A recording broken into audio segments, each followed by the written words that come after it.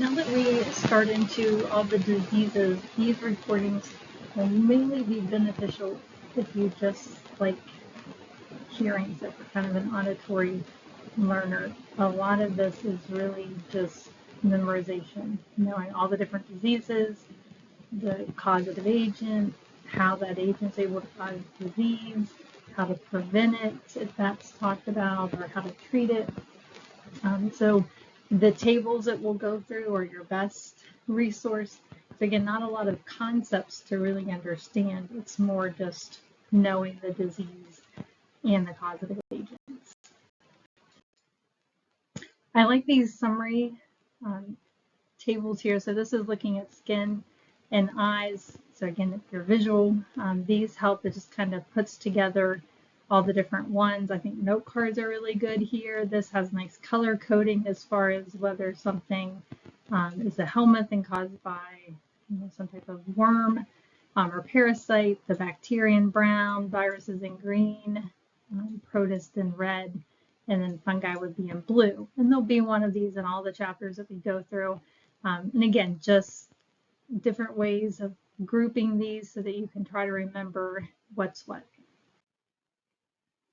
The defenses for each system will also be discussed. So here we're talking about the skin and the eye. So first looking at the skin and from anatomy and physiology, just kind of bringing some of that information kind of back to the front of your mind here.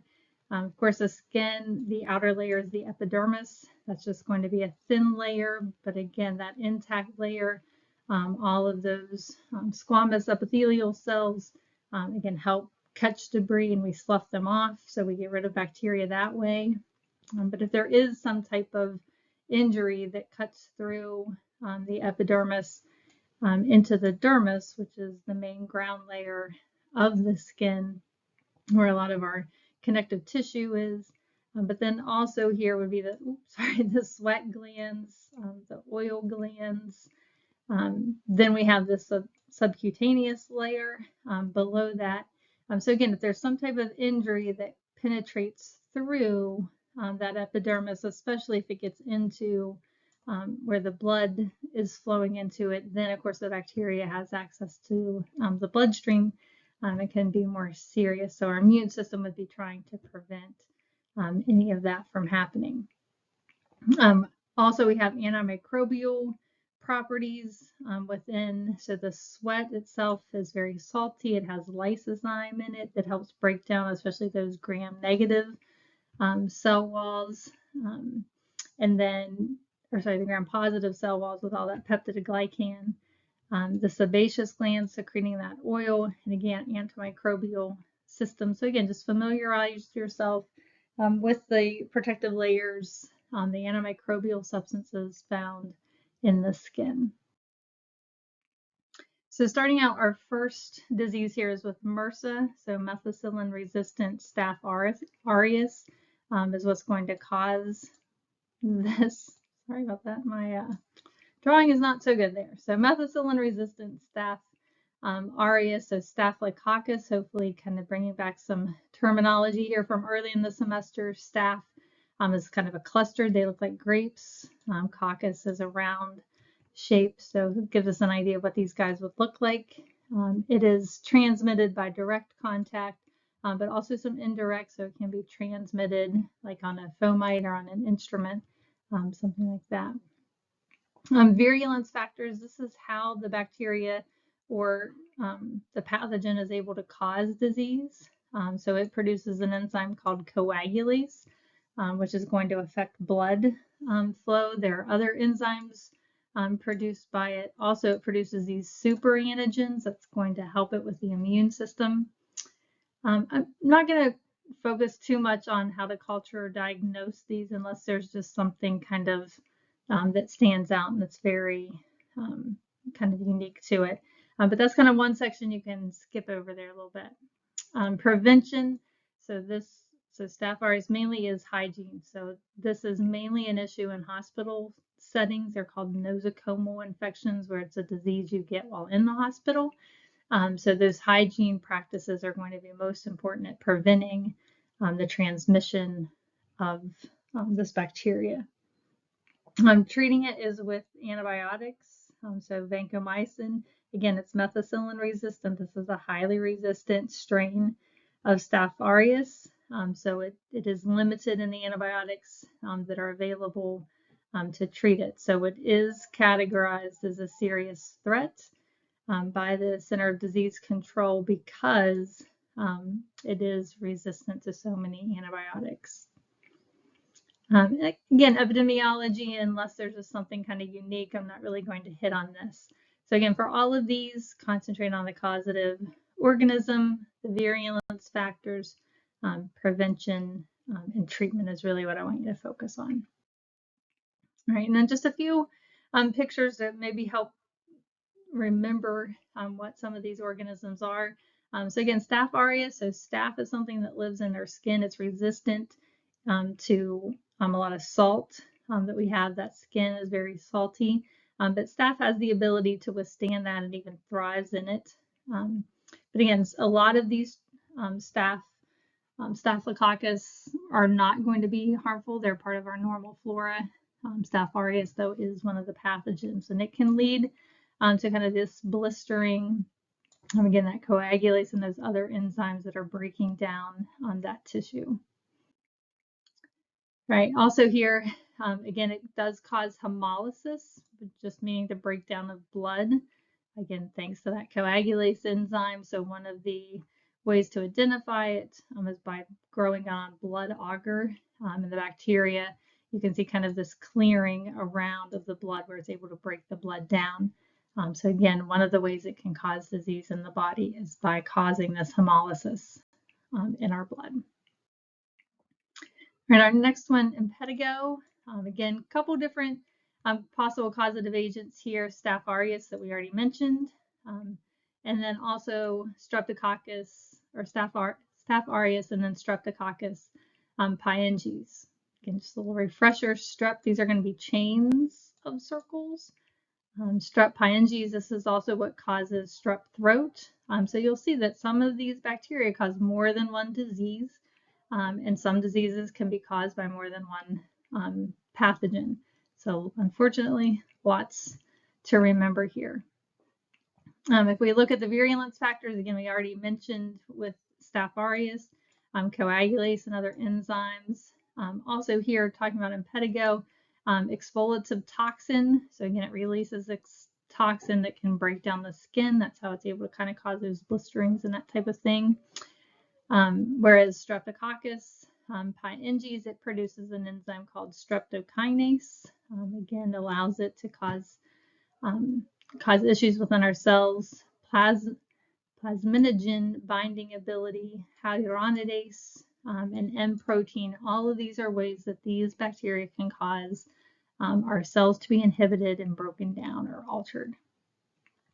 Prevention for both of them, again, good hygiene practices.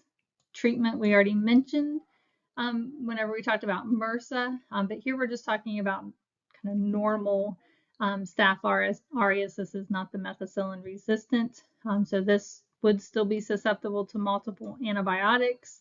But again, if we're talking about the one that is causing MRSA, that is a serious threat. But if this is kind of a normal strand of Staph aureus, then it would still be susceptible to different antibiotics. Again, with Streptococcus, also using antibiotics here to treat this. It is a concerning threat, so not quite to the level of MRSA, but a concerning threat because it can become resistant to various antibiotics as well. All right, and again, it just mentions down here some of the distinguishing characteristics. Clinically, so if you are just looking at somebody with impetigo, there's no way to look at them and say, oh, this is Staph aureus or this is Streptococcus pyogenes. That would have to be cultured, and other tests would have to be run to determine exactly which one.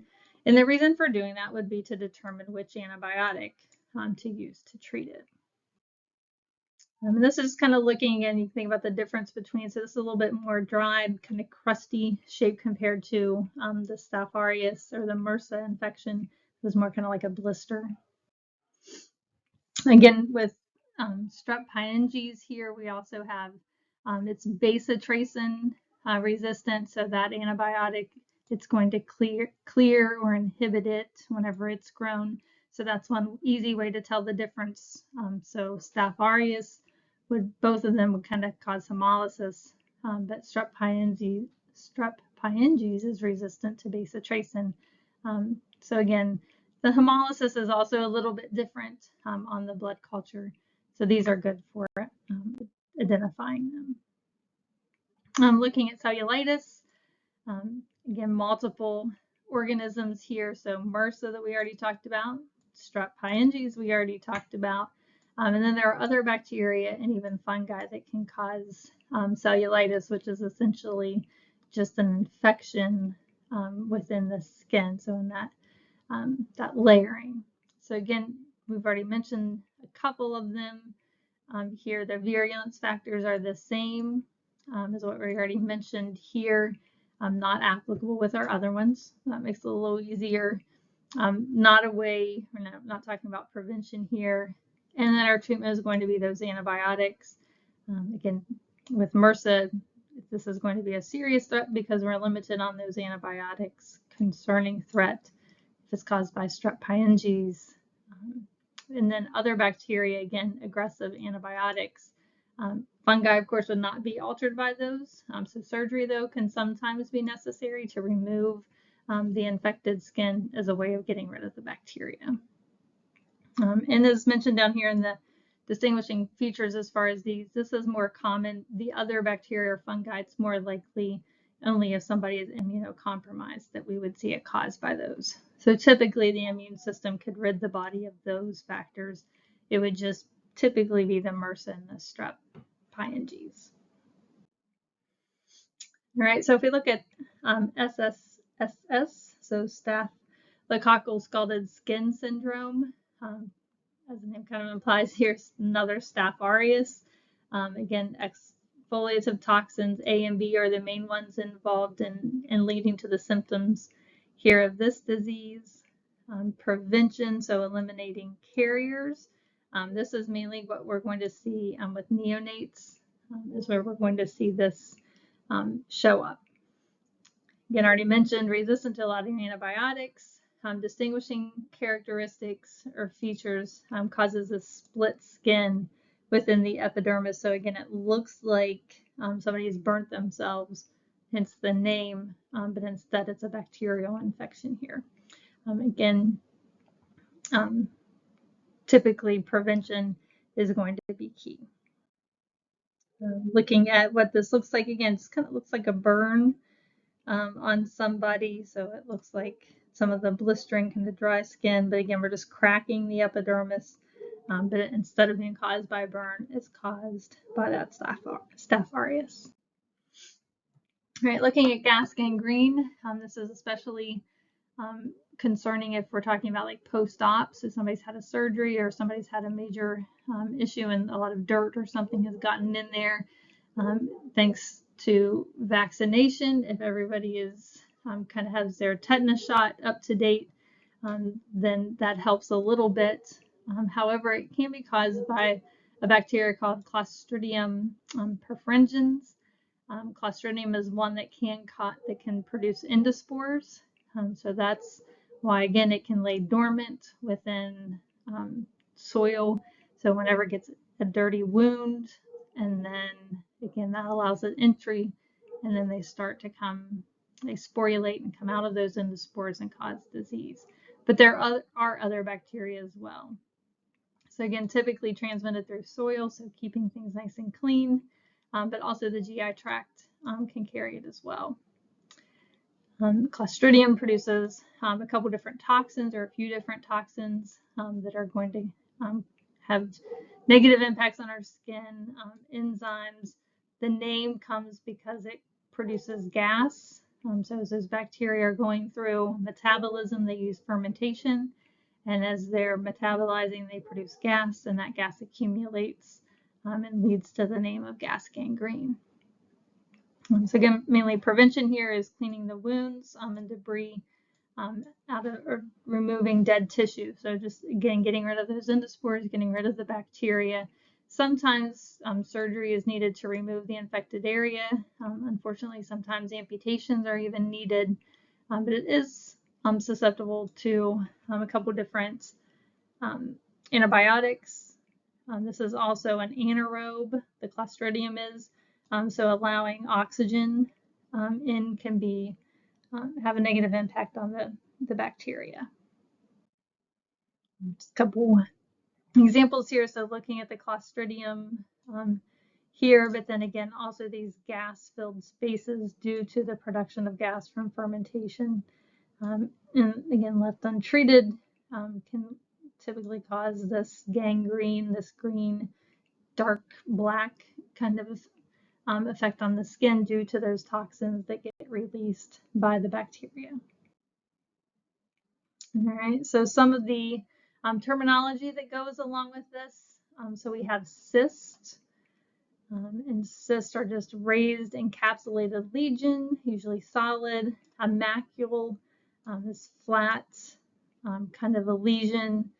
Maculopapular, kind of a rash. Here would be colored bumps, again, also flat to go along with that macule. A papule is a small elevated bump, so not to the category of a cyst, but more raised than the macule. Petechiae are small papura that we'll get to next. All right, so a plaque, again, elevated flat lesion, sorry, but wider, so a little bit bigger than a papule. The purpura that we just mentioned there with the petechiae, these are kind of a reddish purple discoloration that occurs, and it doesn't go away, doesn't blanch or turn white whenever you press on it. A pustule, so this is going to be a lesion filled with pus. So more like kind of a boil or something we may think of. Scales would be flaky portions of the skin that separate from the deeper layers. So we're not just talking about like normal sloughing of the skin, but like thick layers of skin coming off. And then lastly, a vesicle. So this is what we see like with chickenpox. So again, elevated lesion, but unlike the pustule that has pus and indicates an inflammation or an immune response, these are clear, would be clear fluid inside of there. All right, now looking at some of these vesicular, pustular rashes, so again, using some of that terminology. So we have chickenpox, smallpox, and then hand, foot, and mouth all fall under this category. Causative agents, so chickenpox is caused by human herpes virus 3, smallpox by variola virus, hand, foot, and mouth is by enteroviruses, typically coxsackie virus. So all of these are caused by viruses. So again, antibiotics are not going to be helpful. There are virulence factors with chickenpox is where they fuse with the cells. They can remain latent, so it can then come back as shingles later on. With smallpox, their ability to kind of dampen or avoid the immune system. And then we don't really mention any there with the enteroviruses. Looking at prevention, so now there's a vaccine for both chickenpox and smallpox, and a good hygiene is needed for hand, foot, and mouth. Treatments, again, we're not going to see a lot of treatments here because these are viruses and they are hard to treat because we can't use antibiotics. We're essentially relying on our immune system to get rid of them. There is one, Cidovir, which can be used to treat against smallpox. Some of the distinguishing characteristics, so we don't see fever, prodrome, so usually with a disease, we have fever at the beginning, not with chickenpox. Again, lesions are superficial, they don't go deep within the skin, and this centripetal distribution, so more in the center of the body. Smallpox, we do get that fever, that prodrome, so fever before the symptoms. Lesions are deep here, so unlike the superficial with chickenpox, and again, centrifugal distribution. So this is going to be more on the extremities instead of the center of the body. Again, we do see fever before symptoms here with hand, foot, and mouth, and then typically lesions appear first on the mouth. Just a few pictures that go along with these, just to give you an idea of what those terms mean and what those symptoms look like. All right, maculopapular rashes include measles and rubella. We have a vaccine against both of these. We're vaccinating them at the same time with the measles, mumps, and rubella, or the MMRV vaccine. Actually is protecting against both of these. So these are both caused by viruses as well. So measles virus and rubella virus. So kind of easy to remember. Some of the virulence factors, so a syncytium forms, this is where it has a bunch of cells fused together instead of the virus having to leave one cell and get to the other.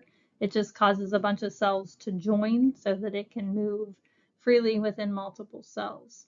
And it can suppress our immune system, which allows it to stay longer.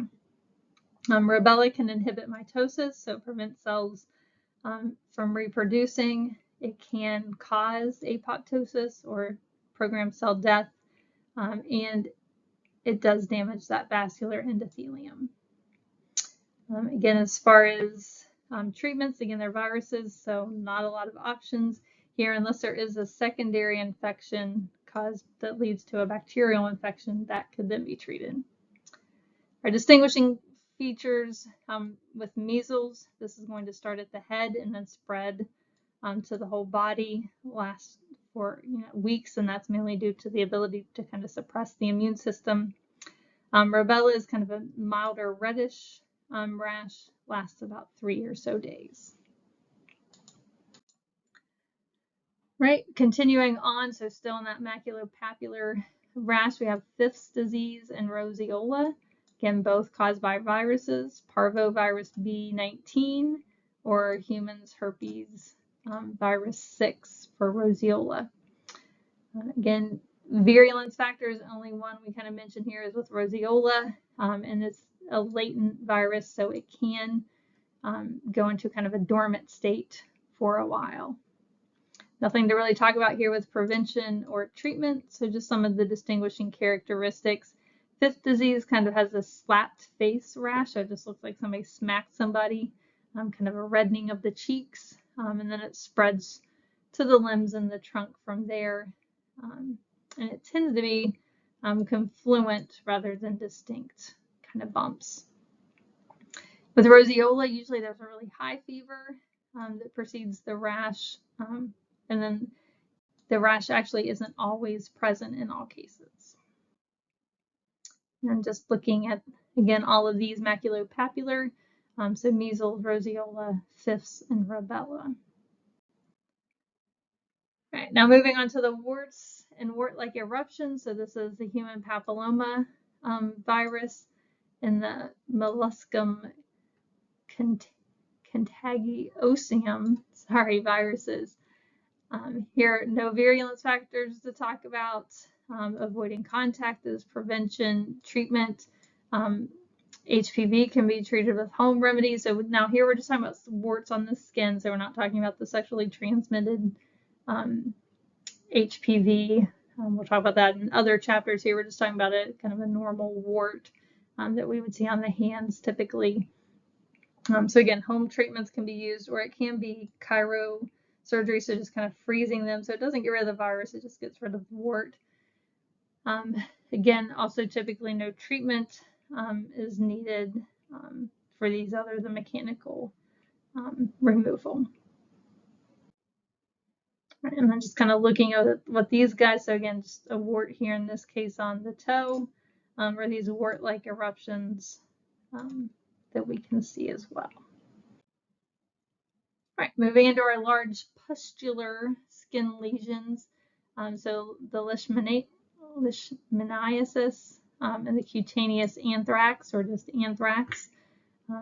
Again, these are a little easier to remember the causative agents because the disease is named for the bacteria that causes it, so Leishmania species, and then Bacillus anthracis. So just like we saw with Gascony Green, Clostridium bacillus also forms those endospores, so it can remain dormant for quite a while. So one of the virulence factors there does form that capsule on the outside. That's that sugary kind of coat that helps it evade the immune system. It does have lethal factors. It does result in death and edema, so that's swelling factor. And then multiplication of macrophages occurs with the leishmaniasis. Prevention, so it's transmitted by the sandfly, so avoiding that vector. Again, with anthrax, avoiding it. There is a vaccine available. It's typically only used in those in the military, so it is not widely available. Treatment is with antibiotics here, so paramycin or ciprofloxacin, as well as some other antibiotics that can be used for those. So distinguishing features, again, kind of as I mentioned, anthrax can be fatal due to that lethal factor that's produced. And then with the leishmaniasis, the mucocutaneous and systemic forms exist for both of them. So whether it remains localized or can get into the blood to become systemic. Again, just a couple pictures of what these look like due to their ability to break down the skin. All right, now looking at our cutaneous and superficial mycoses. So mycoses here, looking at cutaneous infections first, and then the superficial. So the causative agents here, trichophyton, microsporium, and epidermum phyton. So these are going to be more fungal infections. The Malassea, species causing those superficial infections. Virulence factors, here the ability to degrade keratin, that's part of the protective layer, waxy kind of part of our skin, causes hypersensitivity, so overreaction of the immune system, as well as being able to evade it. Prevention is avoiding or none.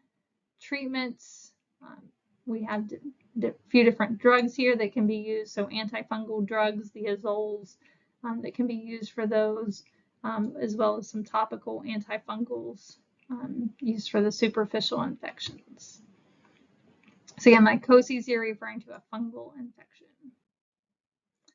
Again, looking at what these kind of look like. So cutaneous, so on the skin, and then our tinea versicolor, where we're changing the color of the pigment of the skin. Now finishing up here, looking at the infections of the eye, so a little bit about the eye defenses. So really there's not a lot of immunity in the eye. It's very scaled back. There's no lymph, so there's not a lot of immune cells hanging out because we don't want to kind of cloud our vision with all these immune cells. So there's not a lot of immune response available in the eye. So we have all the different parts here of the eye. Lysozyme is produced just like in the saliva, that's going to inhibit those bacterial cell walls, especially the gram-positive, because they have the thicker cell wall and no outer membrane to protect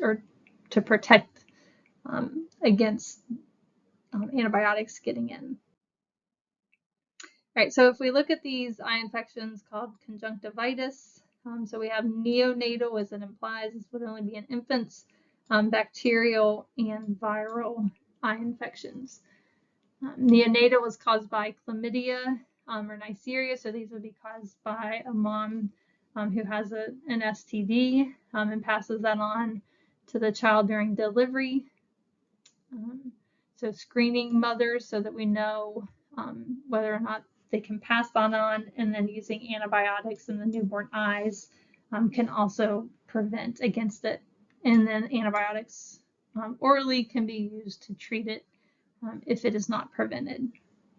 So again, this is only in babies less than 28 days old. Now our bacterial, lots of different options available here to cause eye infections.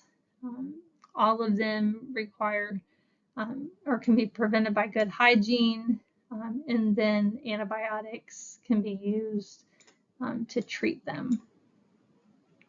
There's a mucopurulent discharge that occurs with the bacterial ones. It's going to cause kind of like a pussy product to be produced that we wouldn't necessarily see with viral. That gives us more of a clear discharge instead of that pus kind of like discharge. So adenovirus and other viruses cause the viral conjunctivitis. Again, good hygiene, no antivirals that are used, so just waiting on the immune system to clear it. And looking here at our neonatal conjunctivitis, again, that pus kind of formation there that we get. Some others in the eye, so trachoma is named for the organism that causes it, so the trachomitis. Virulence factor is this intracellular growth, ability to reproduce. Prevention is good hygiene, controlling the vector that transmits it, and then treating it with azithromycin or doxycycline, which are both antibiotics. Okay, again, looking at what these look like, kind of see these kind of pustules that are forming on the inside of the eyelid. Keratitis, so causative agent here, herpes simplex virus, but also some other miscellaneous microorganisms can cause it as well. So here with the herpes, just like we see like with cold sores or with the sexually transmitted disease, these can become latent, so they can go away and then come back without re-exposure to the pathogen. Nothing really to prevent it. Treatment, there are a couple antivirals that can be used for these, for the herpes simplex, and then antibiotics used for the other microorganisms. This is just kind of looking at that keratitis. So again, it can become latent by going into into those nerves. Okay, then our river blindness. So this is caused by Wolbachia, and then plus kind of got double infection here, Onco circa volvalis. So this is some of the things that they can do is induce that inflammatory response that can be detrimental on our eyes, that can lead to that blindness. So it's not so much the bacteria itself, but it's more the inflammatory response that can cause problems. It's transmitted by the black fly, so avoiding that. And it can be treated with ivermectin in the US. And this one is caused by those worms that you can actually see. So this is one of the parasites, but you can sometimes even see the worms in the eye moving around. Pretty nasty. All right, so the last few tables is, again, just another way of summarizing them. It's nothing new. It's just if these are more helpful, you can kind of cover up one side or the other to use the study. But it has the different bacteria listed here, and then the disease or diseases that they cause. So like I said, strep pyogenes can cause multiple ones. Staph aureus causes multiple ones. So these tables just kind of help put all of that together if that is helpful in studying. So this one here, and then we have it divided by the different viruses, so that they're DNA or RNA viruses, just talking about their genome, and then again the disease that they're causing, the different fungi that we mentioned, again the disease, a couple protists that we had, and then the last one we just talked about with the helmet, where there's parasitic worms. All right, so again, just a lot of memorization with these, knowing the causative agents, the virulence factors, any distinguishing characteristics, and then the defenses that the eye and the skin have.